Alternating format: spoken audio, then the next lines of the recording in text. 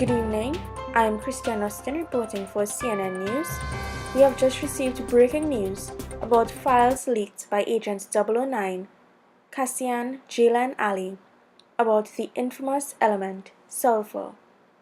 The Central Intelligence Agency has confirmed reports that sulfur is indeed present in many of the products that we encounter daily. Samson Nanton brings more to you on this report. Time and time again, we always wonder, what is this sulfur compound about? Well, we have finally received information that this sulfur compound has many uses. These include use in the preservation of foods, use in the manufacture of corn powder, use in the manufacture of phosphate fertilizers, and also use in the manufacture of sulfuric acid. There are many others that are included, but we just chose a few to share with you. I am Samson Nanton, reporting for CNN News. The Pentagon officially released information earlier today on the location of the plant where the sulfuric acid was made. The plant operated in a deserted area in Kurgan, Russia. The president released a statement thanking the CIA and Agent 009 for their terrific work on this case. The CNN News team has launched an investigation into the factors influencing the location of an industry, and this evening we have on the phone with us Dr. William Bradford, who will discuss such factors along with safety requirements at the plant. Good afternoon, Mr. Bradford. Good evening. Dr. Bradford, can you tell us a little about how the location of an industrial plant is chosen? Well, many factors must be indeed considered. In fact, you can divide these factors into geographical and non-geographical factors. So for your geographical factors, you have things like a good labor supply, availability of raw materials, transport, and so on. Also, you'll need a good power source and an appropriate climate for the product being manufactured. Dr. Bradford, what can you tell us about the non-geographical factors? The non-geographical factors would include the bank facilities there, or in some countries, there are strict government regulations, so you also need to take that into consideration. And we also understand that there are certain safety requirements associated with these plants. Can you give us some feedback on that? Of course, there must be some general safety requirements. Take for instance, that incident that occurred with M&J oil traders last week. There was a breach in the safety requirements, and this is just a reminder of how important it is for companies to ensure proper safety is practiced. Doctor, we have to wrap up now. But before you go, can you just brief us on some of these safety requirements, please? Well, we have equipment like guardrails and safety chains available, of course.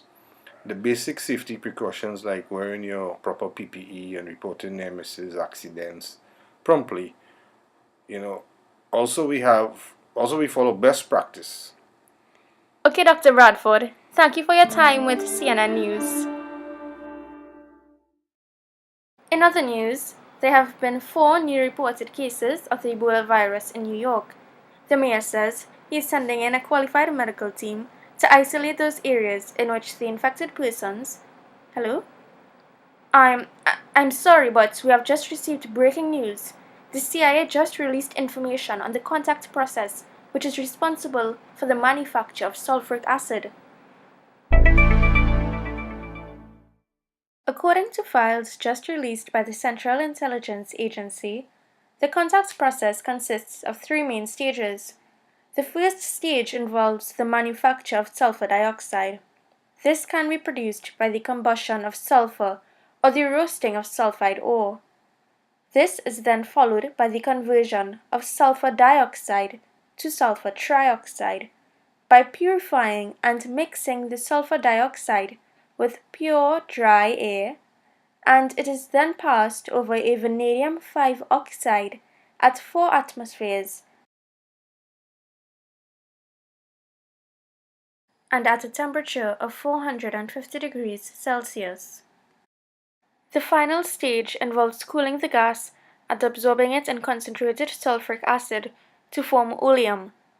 The oleum is then diluted to give 100% sulfuric acid. The CIA stressed on the point that adding the sulfur trioxide directly to the water is an extremely exothermic reaction.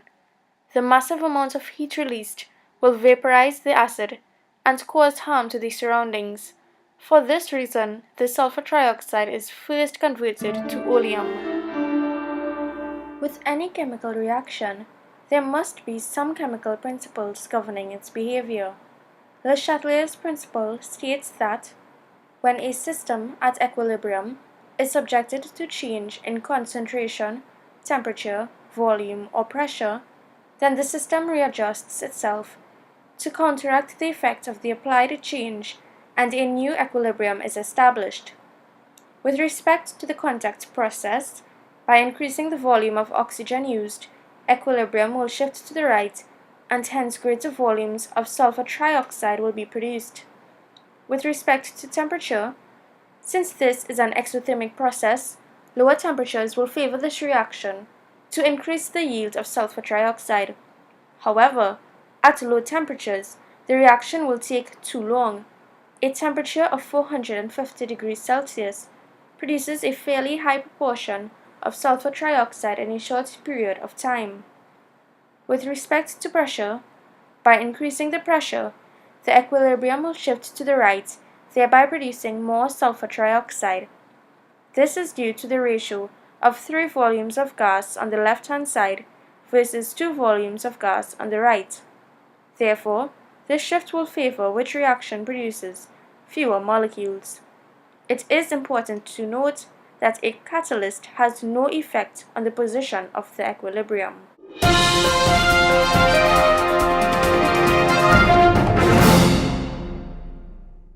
Welcome back to this special CNN newscast where we have brought to you exclusive information concerning the secret sulfuric acid industry. To wrap up our broadcast, we will be discussing the impacts of the sulfuric acid industry. Acid rain is a form of precipitation that is unusually acidic, meaning that it possesses elevated levels of hydrogen ions. Acid rain may be occurring naturally due to the elevated levels of sulfur released in the atmosphere during a volcanic eruption, for example. However, there are also some human factors which greatly intensify the effect of acid rain. This may be due to the sulfur dioxide production, which is one of the highest manufactured substances in the world. Acid rain is also very corrosive and can cause great damage to buildings, statues, or monuments, especially those which are made of stone. In addition, sulfuric acid can cause great problems associated with water, inhalation and ingestion, and contact with skin.